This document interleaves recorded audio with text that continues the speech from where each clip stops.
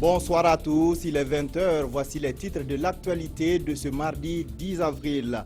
Les résultats de la SCAD, la stratégie de croissance accélérée et de développement durable sur la période 2011-2015 sont jugés moyens.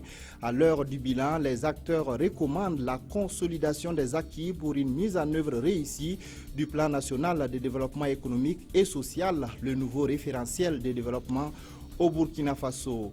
Ils sont privés de récoltes après le passage d'un troupeau d'éléphants dans leur verger et périmètre irrigué. Le phénomène est fréquent dans la Sicile, mais l'étendue des dégâts cette fois-ci est assez important. Les producteurs ne savent que faire face à des animaux protégés. Et puis, le Burkina Faso est en pleine campagne pour les élections municipales du 22 mai. Notre grand format du jour est consacré au rôle du maire dans la gestion de la commune. De nombreux électeurs potentiels ignorent encore le rôle du maire et des conseils municipaux. On commence avec le carnet d'audience du président du Faso. Roch-Marc Christian Kaboré a reçu les banquiers du Burkina et le ministre-président de la Fédération de Wallonie-Bruxelles. Les entretiens ont porté sur le développement économique et sur la lutte contre le terrorisme. Le résumé avec Souleymane Sanou et Fousseni Kindo. Après avoir rassuré ce lundi le Premier ministre Paul Kaba-Thiéba de leur détermination à accompagner le financement de l'économie burkinabé, les banquiers étaient ce matin chez le président du Faso pour réaffirmer cette même volonté. Mais pour les banquiers, cet accompagnement ne se fera que dans un climat sécurisé, de cette sollicitation de l'accompagnement du président du Faso. Le secteur financier est un secteur sensible et névralgique. Nous avons à ce titre exposer nos préoccupations, mais également les solutions que nous pouvons proposer, parce qu'il ne s'agit pas de venir poser des problèmes, il faut aussi proposer des solutions, et en particulier les solutions relatives à la sécurité. C'est ce que nous voulions exposer, en particulier au chef de l'État. Elles ont été prises en considération. Outre les banquiers, le président a aussi reçu le ministre-président de la Fédération Wallonie-Bruxelles, qui est venu évoquer également le développement avec Roch-Marc Christian Kaboré. Pour Rudy Demout, le Burkina Faso est sur la bonne voie et il est du devoir de son pays de l'accompagner, surtout avec les récents changements que le pays a connus, notamment avec l'insurrection populaire. Le ministre-président de la Wallonie-Bruxelles estime que ce changement peut être pris en modèle et dupliqué ailleurs en Afrique. Rudy Demout a aussi évoqué le terrorisme avec Roch-Marc Christian Kaboré et les moyens de lutte contre le radicalisme, surtout que la Belgique vient d'être frappée par le terrorisme. Donc ça nous a permis de discuter un peu des racines du radicalisme, des moyens d'action qu'on pouvait entreprendre dans les échanges de renseignements, dans les attitudes à adopter par rapport aux personnes identifiées ou identifiables comme étant sensibles à la dérive au radicalisme violent. La Fédération Wallonie-Bruxelles soutient également l'économie du pays à travers la porte d'entrée de la culture. Le ministre-président se réjouit du dynamisme de la culture burkinabé. Les membres du comité de pilotage de la SCAD, la stratégie de croissance accélérée et de développement durable, ont dressé ce matin le bilan de la mise en œuvre de ce référentiel national de développement. Les résultats sont jugés moyens. La SCAD doit être remplacée par le PNDS, le plan national de développement économique et social. Le point avec Paul David Bambara et Moumouni Soubeiga. La mise en œuvre de la SCAD de 2011 à 2015 a connu des résultats moyens. C'est ce qui ressort de la revue annuelle 2016 de la SCAD. Depuis 2011, le taux de croissance annuel moyen réalisé est de 5,5% contre un taux prévisionnel de 10%. Nous sommes à 54% de réalisation des mesures et actions stratégiques qui avaient été retenues. Au-delà des crises 2011, 2014, 2015, au-delà de cela, je pense que ce sont les capacités nationales qui n'ont pas été à l'œuvre. Les regards sont donc désormais tournés vers le PNDES, le Plan national du développement économique et social, un nouveau référentiel qui se propose de consolider les acquis de la SCAD pour assurer un développement économique et social durable du Burkina. Ce qui est le plus important pour nous, c'est d'avoir fait un bilan d'avoir évalué la situation et sur la base donc, de ces enseignements, nous servir de ces enseignements pour lancer dès maintenant le nouveau plan de développement économique et social, le PNDES, qui va servir de référentiel pour la politique économique et sociale du gouvernement, conformément aux orientations et aux priorités du programme présidentiel.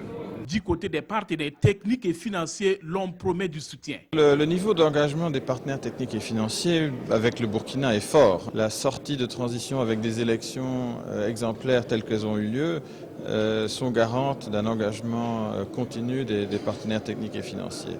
Le plan national du développement économique et social en voie de finalisation va couvrir la période 2016-2020. Pour sa mise en route, on annonce des assises nationales le 2 juin et une conférence internationale sur son financement en septembre prochain. La mise en œuvre du plan national de développement économique et social a justement permis d'atteindre l'amélioration de la gouvernance durant les 100 premiers jours du président Roch-Marc Christian Kaboré au pouvoir. L'information émane du ministère de l'économie, des finances et du développement. Des détails avec Mathias Drabo et Abdul Rasmane Zongo. D'importants acquis économiques et financiers ont été engrangés, ce sont les mots du ministre de l'économie et des finances durant les 100 premiers jours du mandat du président du Faso, grâce à l'élaboration du plan national de développement économique et social, PNDS. Illustration d'abord au plan macroéconomique.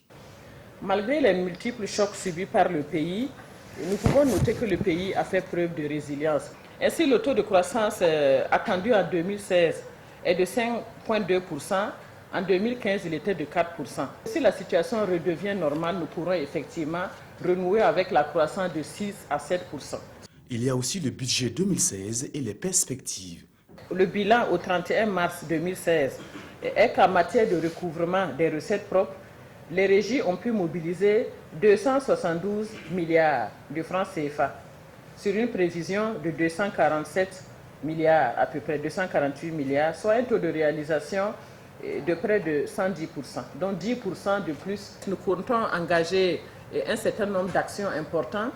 Il s'agit naturellement de la finalisation du PNDS. Deuxième priorité, c'est la mobilisation volontariste des ressources. De quelle manière? Surtout les ressources intérieures. Au niveau des impôts, par exemple, c'est là que je profite aussi de cette tribune pour inviter les uns et les autres au civisme fiscal. Ce déjeuner de presse, premier du genre, fait office d'emblée de cadre de dialogue interactif dans le souci de rendre régulièrement compte de la santé financière et économique du Burkina Faso. Des vergers et des périmètres irrigués détruits par des éléphants, le phénomène est récurrent dans la commune de Boura, dans la Sicile, mais cette année, l'ampleur des dégâts est plus importante. Les producteurs impuissants attendent avec peu d'espoir les promesses d'indemnisation. Le point avec Ali Doubadini et Jean-Emmanuel Ouedraogo. Nous sommes dans le verger de Soumaïla Zungrana, ou plutôt ce qu'il en reste, c'est-à-dire pas grand-chose. Il y a une dizaine de jours, un troupeau d'éléphants est passé par là, saccageant une bonne partie de ses 500 pieds de manguiers et d'anacardiers. Soumaïla peut faire une croix cette année sur ses objectifs de recettes. Mais plus grave encore, c'est le fruit de 21 ans d'investissement qui a été réduit à néant en l'espace d'une nuit.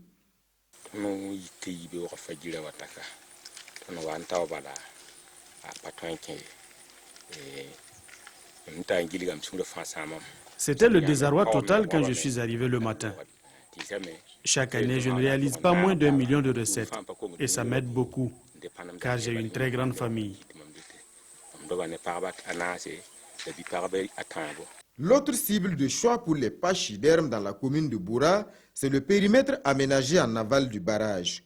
79 hectares consacrés à la production du riz et au maraîchage. Cette année, bien plus qu'auparavant, le site est devenu le garde-manger des éléphants.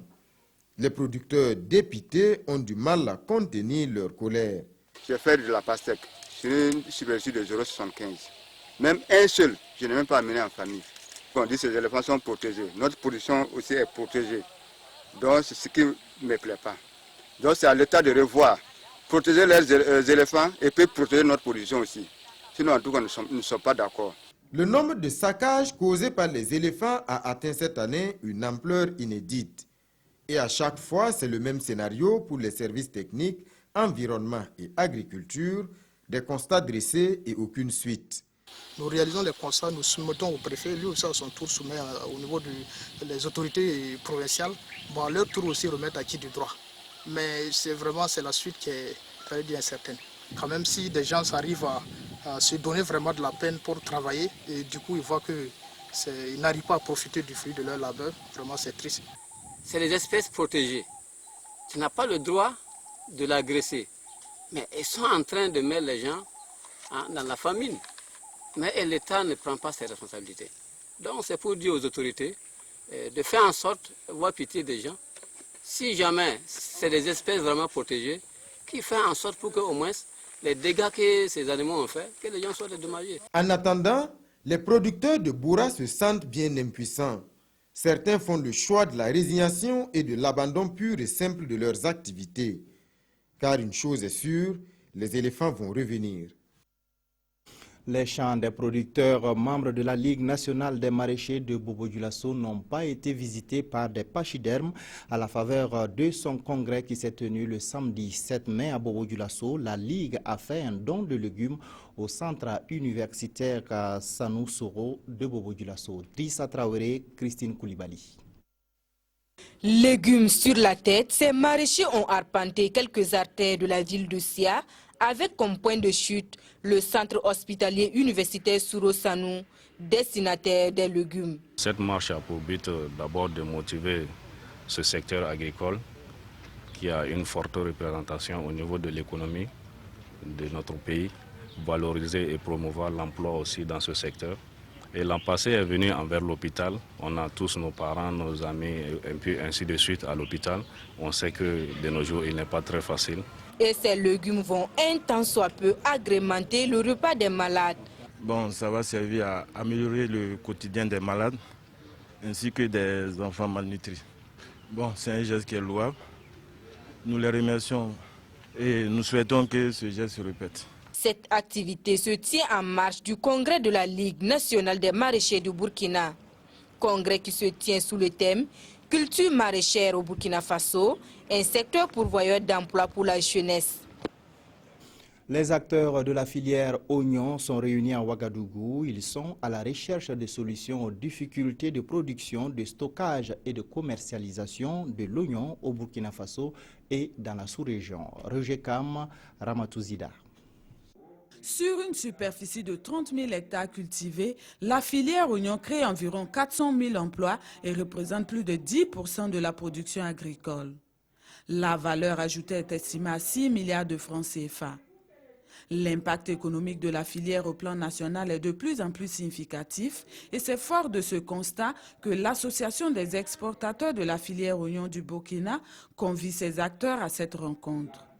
L'objectif est de réfléchir sur les voies et moyens pour lever les difficultés liées à la commercialisation de l'oignon. Notre difficulté principale, c'est l'abondance des produits sur le marché. Parce que comme il n'y a pas de porte de sortie, tout le monde va dans un même lieu que n'arrive pas à écouler les produits. Des difficultés en partie résolues par la Sococib, société de transit ivoire au Burkinabé. La société contribue à la promotion de la filière en mettant à la disposition des acteurs une aire de stockage d'environ 1000 m² à Abidjan. Pour moi, c'est le courage et les efforts qu'on doit augmenter et pour soutenir le producteur des oignons au niveau de Burkina. Parce qu'une fois quand tu as fini de faire la production, que tu n'as pas eu la chance de le vendre, ça te décourage. La journée de valorisation et de développement de la filière oignon est à sa 2e édition. L'Association des exportateurs attend de l'État l'appui nécessaire pour accroître la production et conquérir le marché sous-régional. L'ONG Oxfam a commandité une étude sur les prix des produits alimentaires dans 2 localités de la région du Centre-Nord. Les conclusions de l'enquête menée par l'Institut des sciences des sociétés ont été présentées au monde de la recherche et aux décideurs politiques. Adama Guiti, Estelle Judith Assokba. Les chercheurs de l'Institut des sciences des sociétés, INSS, partagent les résultats de leurs travaux aux ONG, aux autorités politiques et à d'autres chercheurs de l'Université Joseph Kizerbo. Durant 3 années consécutives, ils ont conduit une série d'études à Kaya et à Nesme Tenga dans le Sanma Tenga. Une étude dont la thématique générale a porté sur vivre en période de volatilité des prix des denrées alimentaires. Premièrement, il y a un problème d'accessibilité des populations aux produits agricoles. Et on a dit que pour favoriser cette accessibilité, il faut que les céréales soient disponibles et que l'État s'investisse à contrôler les prix. Concernant le droit à l'alimentation, on a constaté que les populations ne savent même pas quel est leur droit à l'alimentation, mais lorsqu'ils ont faim, ils revendiquent violemment, comme cela s'est passé en 2008 avec les cas qu'on a connus. Cette étude a permis aux chercheurs de formuler des recommandations et ensemble avec l'assistance, ils tenteront de voir comment mettre en œuvre ces innovations. On a formulé des recommandations pour que l'État s'investisse davantage dans le contrôle qualité, dans le suivi, dans la surveillance de l'alimentation des populations et pour l'accessibilité, veiller à ce que les populations puissent accéder à un aliment moins cher et puis disponible de qualité. Avec ces résultats, les sciences sociales apportent ainsi leur touche à l'atteinte de la sécurité alimentaire au Burkina Faso. Le ministre d'État en charge de la sécurité intérieure a rencontré ce matin une délégation des policiers radiés suite à la mutinerie de 2011. Les anciens policiers souhaitent leur réintégration dans le corps.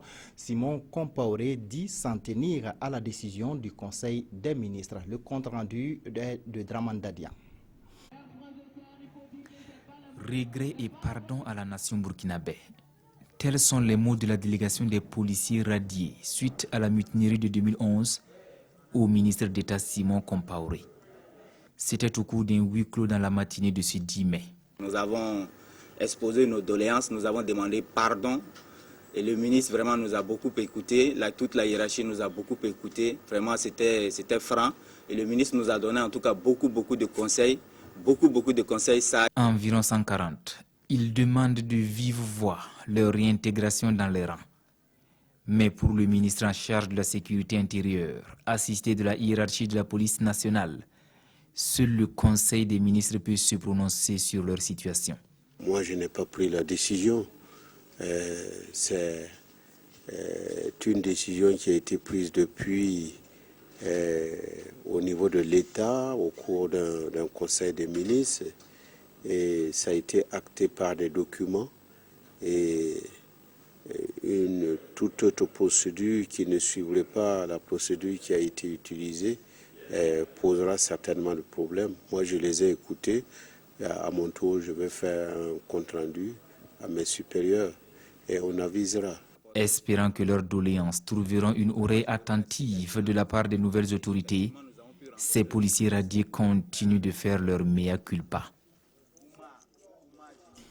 Après la police et la gendarmerie, l'armée nationale reçoit à son tour du matériel roulant. Les véhicules ont été remis au chef d'état-major général des armées par le ministre d'État en charge de la sécurité intérieure. Les pick-up devraient renforcer les capacités opérationnelles des unités déployées sur le terrain. Issa Kafando, Amandine Lalsaga. L'État burkinabé s'est engagé à renforcer la capacité opérationnelle des forces de défense et de sécurité. Aujourd'hui, les forces armées nationales reçoivent 7 véhicules pour les opérations de terrain. Ces véhicules que viennent de recevoir les forces armées nationales correspondent à des besoins pour renforcer les capacités de mobilité des unités déployées sur le terrain. Et nous en sommes très satisfaits et nous sommes optimistes quant aux perspectives. En écoutant le ministre ce matin, nous savons que le gouvernement consentira à faire encore davantage d'efforts pour permettre aux forces d'être mieux équipées. La sécurité constitue une priorité pour le gouvernement. Et le ministre en charge de l'administration territoriale et de la sécurité est conscient des problèmes rencontrés par les forces de défense et de sécurité dans l'exécution de leur mission. Nous avons besoin de continuer à veiller à l'équipement de nos forces de défense et de sécurité et surtout aussi veiller à ce qu'il y ait régulièrement des exercices pour qu'ils ne perdent pas la main et qu'ils soient à même d'être efficaces sur le terrain, mais aussi d'être bien formés. Voilà, c'est un certain nombre de besoins dans ces différents domaines et nous formulons des demandes d'appui par-ci par-là auprès de tous ceux qui peuvent nous appuyer. Ce don de véhicules aux forces armées nationales intervient après la remise de matériel similaire à la police et à la gendarmerie. Engagé dans la lutte contre le trafic des armes dans le Sahel, le Centre régional des Nations Unies pour la paix et le désarmement a réuni les professionnels de la sécurité pour une séance de formation. L'objectif est de contribuer à l'arrêt du trafic illicite des armes légères, de petit calibre et de munitions dans les pays du Sahel. Issa Kafando, Oumar Zombri. La sécurité des personnes et la stabilité des pays du Sahel passe par le contrôle des munitions, armes légères et de petit calibre. Et c'est dans ce contexte que le Centre régional des Nations Unies en Afrique pour la paix et le désarmement tient cet atelier. La circulation des armes légères, c'est une préoccupation pour tout le monde. Et quand vous voyez des gens viennent attaquer Cappuccino, c'est avec des armes qu'ils le font. Ceux qui vont attaquer Grand Bassam, c'est avec des armes. C'est des armes légères, parfois des armes lourdes, mais les armes légères. Donc il faut commencer par les armes légères, à les contrôler, à éviter la circulation. Nous avons commencé ce processus de travailler sur la non-prolifération des armes par les questions de marquage des armes. Et la question des marquages des armes dans un pays comme le Burkina a avancé dans cette question de marquage, mais il faut aussi revoir aussi le système de stockage. Il y a des pays où ils n'ont même pas commencé le marquage des armes. Pendant 72 heures, ces différents acteurs vont échanger sur les questions liées à la sécurité physique et à la gestion des stocks d'armes. Des réflexions seront également menées afin de trouver des mécanismes efficaces pour lutter contre le trafic illicite des armes et munitions qui menacent la sécurité de la sous-région. Le ministère en charge des droits humains plaide pour l'éradication de l'apatridie. Il a organisé en collaboration avec le Haut Commissariat des Nations Unies pour les réfugiés une conférence publique à Bobo-Dioulasso sur le sujet. Selon les Nations Unies, plus de 10 millions de personnes dans le monde sont sans nationalité. Idrissa Warga et Amadou Lougué. Au moins 10 millions de personnes dans le monde sont apatrides, dont 750 000 en Afrique de l'Ouest, selon les HCR, le Bureau des Nations Unies chargé des réfugiés. Pourtant, la nationalité est un élément fondamental de l'identité d'un individu et le fait d'en être dépourvu hypothèque gravement les droits de la personne concernée. L'apatridie, c'est une personne qu'aucun État ne reconnaisse comme son ressortissant. Ça veut dire c'est une personne sans patrie, une personne qui n'a aucun lien juridique avec un État. L'apatride a une identité, mais son statut est méconnu. Cette conférence organisée par le ministère burkinabé en charge de la justice et le Haut Commissariat des Nations Unies pour les réfugiés entend exhorter les différents États à s'inscrire dans la lutte en vue de l'éradication de l'apatridie à travers le monde. Nous avons travaillé à apporter des éléments intéressants dans la révision du Code des personnes et de la famille, en ce qui concerne justement sa partie relative à la nationalité, pour prendre en compte des dispositions qui permettent de justement réduire et de limiter justement les risques qui vont provoquer l'apatridie. Parmi les efforts de lutte du gouvernement burkinabé contre l'apatridie, il est prévu l'élaboration d'un plan d'action national. L'objectif affiché des Nations Unies, faire en sorte qu'aucun individu ne soit privé de nationalité d'ici 2020. La campagne électorale pour les élections locales bat son plein depuis le 7 mai dernier. Elle doit aboutir à l'élection des conseils municipaux et des maires dans toutes les communes urbaines et rurales du Burkina Faso. Quel est le rôle du conseil municipal et de son président? Des éléments de réponse avec Konsoun Koulibaly et Nyarki Teda. C'est une course contre la montre pour les partis et formations politiques ainsi que les regroupements d'indépendants aux élections municipales en route pour le scrutin du 22 mai prochain. Des élections qui vont aboutir à la mise en place des collèges communaux avec à leur tête des maires dont le rôle reste toujours méconnu par bon nombre de Burkinabés. Le conseil communal compte 2 organes principaux dont le maire fait partie. L'organe exécutif, il est constitué par le maire, qui peut être assisté selon le cas par 2 adjoints ou par 4 adjoints. Le maire dans la commune est ordonnateur du budget. Il est également un officier de police judiciaire. Il est également un officier de l'état civil. Et c'est lui qui met en œuvre toutes les décisions qui ont été prises par le conseil municipal. Dans ces conditions, qu'est-ce que le citoyen doit-il alors attendre du maire? La commune a vocation à gérer des affaires propres. Les affaires propres peuvent être un point qui est cassé, qu'il faut réparer. Les affaires propres peuvent être un service social qu'il faut rendre à la population. Les affaires propres peuvent être également des recrutements de personnel pour pouvoir prendre en charge tous ces services municipaux. Et construire de grandes infrastructures, c'est selon les moyens de chaque commune.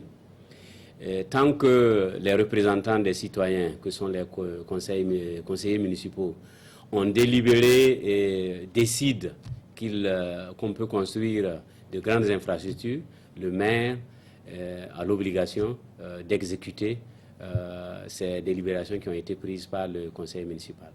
Le maire ne peut que mettre alors en œuvre ce qui est défini par le conseil municipal. Il le fait sous l'approbation de l'autorité de tutelle. Le maire, dans sa commune, entretient des relations de tutelle avec l'État. La législation au niveau du Burkina Faso reconnaît la tutelle qui s'exerce de différentes manières. Il y a certains actes du maire qui ne peuvent être mis en œuvre que s'ils sont approuvés par l'autorité de tutelle. Et cette autorité de tutelle, il y a la tutelle rapprochée qui est le haut-commissaire, le gouverneur, ou la tutelle au niveau central qui est exercée par le ministre en charge des collectivités territoriales et celui en charge des finances. Cette relation de tutelle permet à l'État d'exercer ses compétences qui sont de maintenir la solidarité au sein de l'État unitaire, la cohésion sociale, mais aussi et surtout d'orienter les autorités locales dans la prise de décision. Le dessaisissement d'un juge d'instruction dans l'affaire Thomas Sankara, l'annulation de mandat d'arrêt dans le dossier du putsch manqué et la reprise des procès du couple Gbagbo sont les principaux points abordés par les quotidiens. La revue de presse est avec Aimé Solange Guigma. Des soupçons de malversation sur la transition, des acteurs de la société civile demandent au PF d'œuvrer au retour de Zida, titre Le Soir. Il s'agit des membres du cadre de concertation nationale des organisations de la société civile qui, par la voix de sa présidente d'honneur, Safietou Lopez Zongo, suggère qu'on fasse venir Zida si cela est possible, précise l'observateur Palga, pour que la lumière soit faite, indique Le Pays. Toujours dans les colonnes du journal Le Pays, 8 autres OSC dénoncent une immixtion grave dans la conduite des dossiers du putsch du 16 septembre et de l'affaire Thomas Sankara, de l'annulation des mandats d'arrêt au dessaisissement d'un des juges d'instruction en passant par des décisions contradictoires. Ces structures donnent leur lecture des faits dans l'observateur Palga. Halte donc au tripatouillage du dossier, suggère-t-elle dans le journal Le Quotidien, et invite par ailleurs le peuple burkinabé dans toutes ses composantes vertueuses à rester mobilisé pour faire échec à toutes les tentatives d'étouffer cette affaire ainsi que tous les dossiers pendants devant la justice. Pour Le Soir, il y a de quoi réformer notre justice militaire.